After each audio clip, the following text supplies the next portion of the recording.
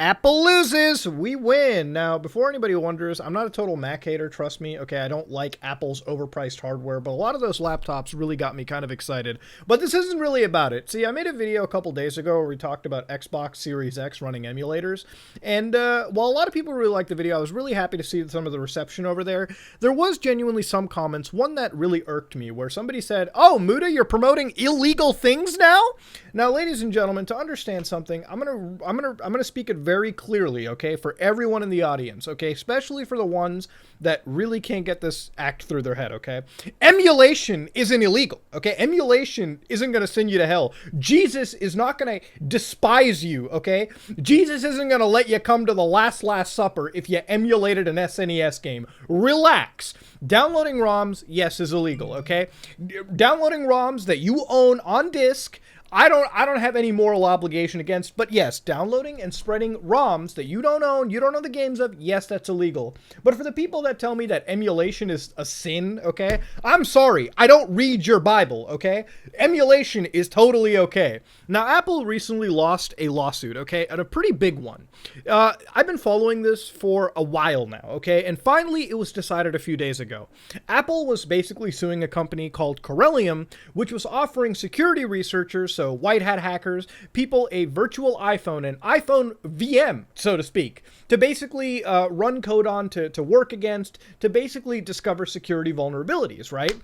This is ultimately a good thing. It makes iPhones more secure. It actually helps security researchers out a lot when they have a virtual machine to deal with. It lets them pick and prod and figure out really what the flaws of the system are. Apple wasn't taken too kindly to this, right? Apple basically sued the company. Now, again, I'm going to tell you this much. Apple doesn't care if you do this unless you make money, which obviously a security group like Corellium was. So basically, you could run a VM in your web browser and security researchers could deal with it. They were basically selling a service. Apple sued them with DMCA BS. And just recently, a judge came out and basically said, listen, this is puzzling.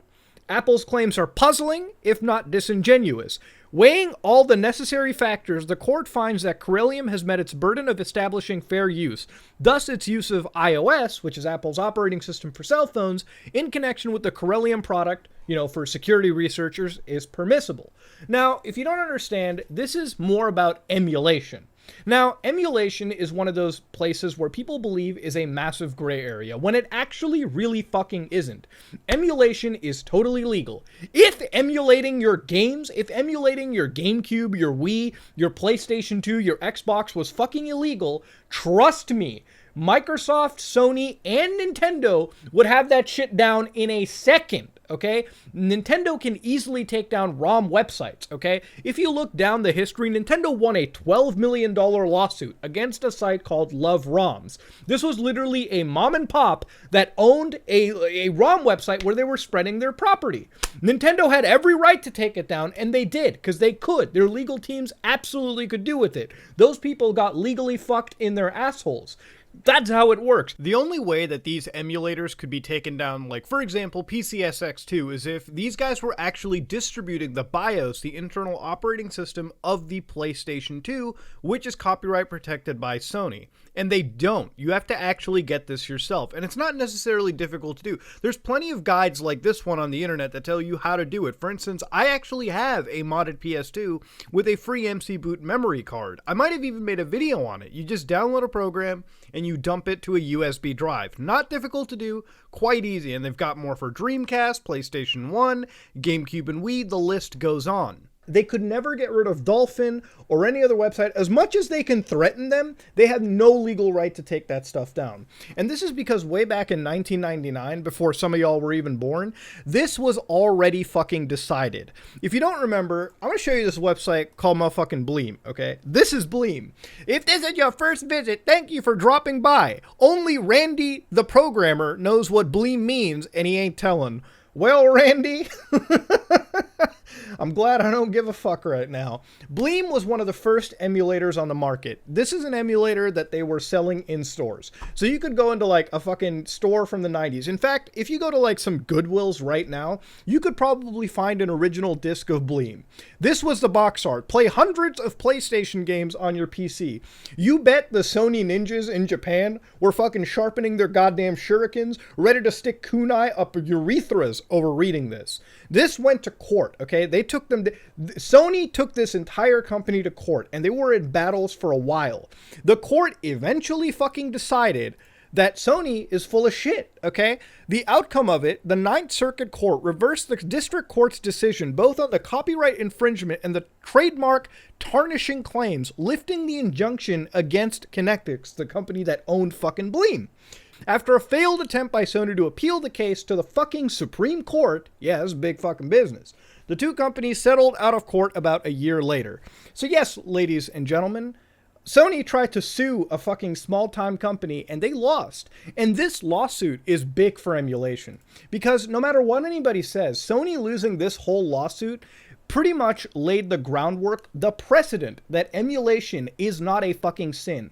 Now, I see a lot of people on Reddit boards and like fucking, Chan postings about emulation. It's like, motherfucker's gonna go to jail. You're gonna go to jail for violating and illegally spreading ROMs that Nintendo owns, or maybe another company that's interested. And you know what?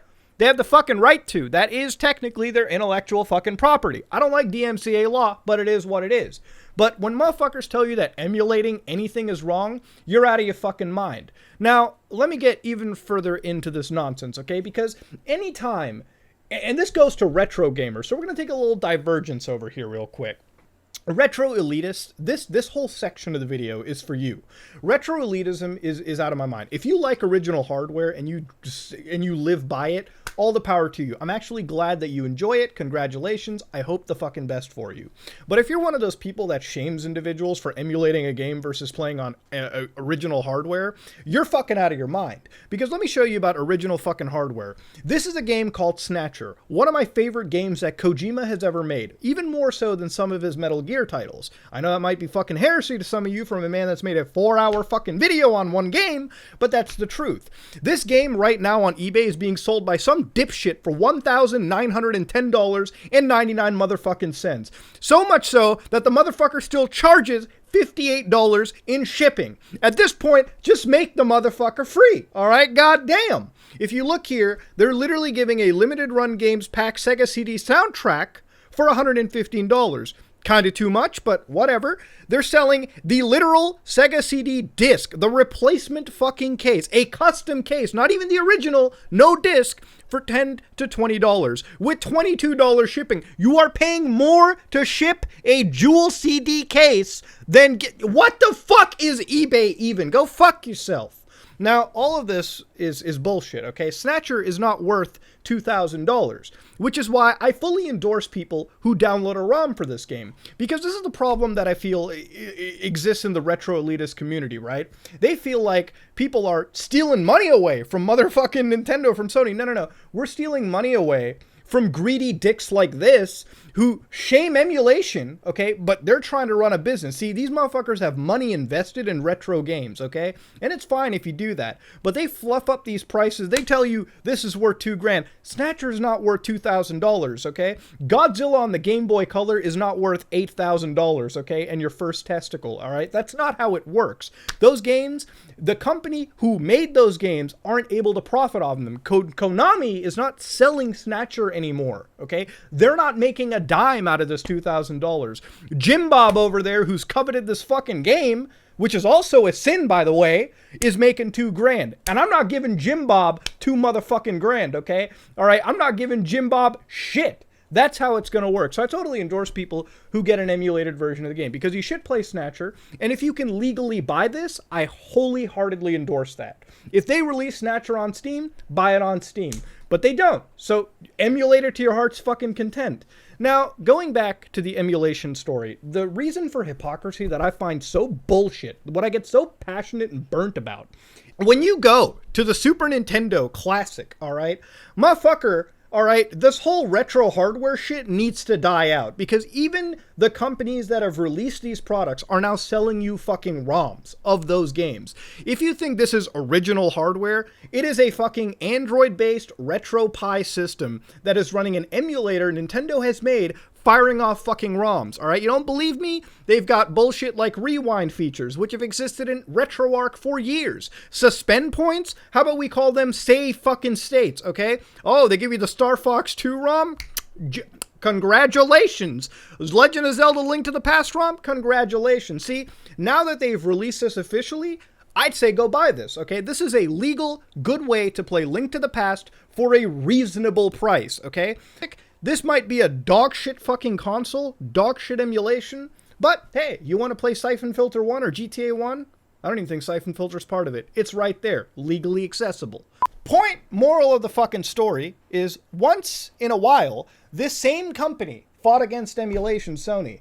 Now, they rely on emulation for a lot of the backwards compatibility support. PS3 is a great system because it allows you to play many PS2 games through software emulation. PS1, software emulation. See, they have finally sucked the teat of what they were once trying to bite off of. I don't even know how that fucking statement works, but it does. Now, let's go in further hardcore into this nonsense. For some reason, all right, I still have retro elitists and these people against emulation saying that the entire experience of emulation ruins that of original hardware. Well, I guess if running games at a higher resolution and stable frame rates is ruining my fucking experience, then I'm glad to be a ruined, spoiled gamer. Because nothing is worse than having my goddamn retro games fucking throw a tizzy and slow down when the slightest bit of action actually happens. Motherfucker, you play Mega Man back in the days? Alright, 2 enemies show up on screen, the game's like, it's like watching porn on fucking dial-up, dude. God damn. But, you know, going past out of all this, all right, emulation is one of those things that I hold near and dear to my heart. I have invested thousands of dollars into my gaming computer. Not so I can play games at high frame rates and, like, high resolutions. I really don't care too much about modern AAA games. In fact, most of my game time on modern AAA stuff is on PlayStation or Xbox consoles. The reason I've invested money into my PC is actually to preserve and support emulation. I am a firm supporter of it. I donate money to the emulator projects as much as I can. It is an important thing to me because emulation is what preserves games, not this retro elitist community that is sort of and of course not everyone does this, but there is a very, very, very vocal subsect of people that pretty much demonize this amongst people, right? Pretty much shame individuals for not spending thousands of fucking dollars on hardware. Emulators do more to preserve games. Simple fact, okay? Eventually, these cartridges, these discs are gonna rot and die out. Not the discs so much. The discs will outlive you, but the cartridges that you covet and buy on the internet, they start to fucking oxidize, those batteries run out, those cartridges are fucking ticking time bombs. It is not a worthwhile investment. It's not like property that's gonna definitely appreciate over time. It's a shit fucking investment, and it's really only done by people that have passion in video games. I like to do it. I have the disposable income sometimes, so I want to toss money at collecting some old games. But because of the market right now, it's just really not worth it. Now, when it comes to playing those games and preserving them, emulation does what it does. We are able to back up our games as ISOs, as ROM dumps, back them up to the cloud, and preserve them forever. And with emulation, we're able to preserve playing those games because yes, I understand emulation isn't completely okay. It doesn't give you a one-to-one experience. It does sometimes have its own issues in rendering games. Some games just don't plain run on an emulator, and that comes with time. All right, people are developing this stuff. It's not an easy development process. It's really done by people who have passion, people who have the free time, people who are putting hours of their life into a project that they see no financial return from when they really fucking should. So yeah, ladies and gentlemen, emulation for me is one of those things that, yes, preserves games. But it doesn't just preserve games. It makes them better. Now, if you look at me, all right, PlayStation 2, a lot of those games are kind of hard to look at, blown up to a big television. With emulators like PCSX2, we're able to blow the resolution up to 6 times and finally make these games look sharp, crisp, and up the frame rate so that it matches up to like even remasters that these developers release years after year. A perfect example of video game preservation is PlayStation 3. Right now, the only way to play PlayStation 3 games is on an actual PlayStation 3. Sony does not give a shit about preserving the backwards compatibility of that system. PlayStation 3 is an awesome system with a ton of awesome fucking games. One of those games is Metal Gear Solid 4, one of my favorite games of all time. A game that I made a 4-hour video on that I mentioned earlier. Right now, through the RPCS3 emulator, which is a PS3 emulator that's growing rapidly. It is doing a good job progressing, and good to the RPCS3 team. I hope they get a shit ton of support. If you can, and you love emulation, please give money to their Patreon. I'm actually going to leave a link to it in the comment section below. These guys deserve the love. But they have created an emulator that is open source, developers have tapped into it, and finally, we can preserve Metal Gear Solid 4 on the PC. Even if Sony doesn't support preserving this game through the consoles they release, we are able to finally run this game at 4K at somewhat 60 frames per second. We still got a ways to go with emulation, but the game is preserved, which means now officially we can preserve every single mainline Metal Gear game. So now when those PS3s start fucking dying and those discs start going missing and Jim Bob starts collecting Guns of the Patriot like it's a fucking like it's some crazy vintage Ferrari, you'll finally be able to have access to this game when it's not being sold anymore, and be able to play it at any given time you want on modern day hardware. Because as computers advance further, these emulators become more easier to fucking run. Ladies and gentlemen, emulation is something that I'm so glad is preserved, and I'm so glad to see these massive multi-billion-dollar companies lose these lawsuits. Lawsuits they once used to drain people out of their finances for, so they didn't have to fight anymore. Now they are very easily losing. Apple has lost a pretty big lawsuit in my opinion, and while some people might judge the size of it, for me and my passion to emulation, this lawsuit being lost by Apple is the biggest blessing, and it's the best news that I have seen coming out of 2020. And I'm excited to see what goes on further. Emulation needs to be preserved, and if you're one of those people that are like, fuck your emulation, you gotta play on that old hardware, you're fucking stealing, get out of here with your bullshit claims. It doesn't fucking matter, it doesn't exist. Emulation is kind of where it's at. It is a future, it is the ultimate form of preserving the video games we know and love. Ladies and gentlemen, this is me, Mutahar, and this has been another passionate little video from me. I am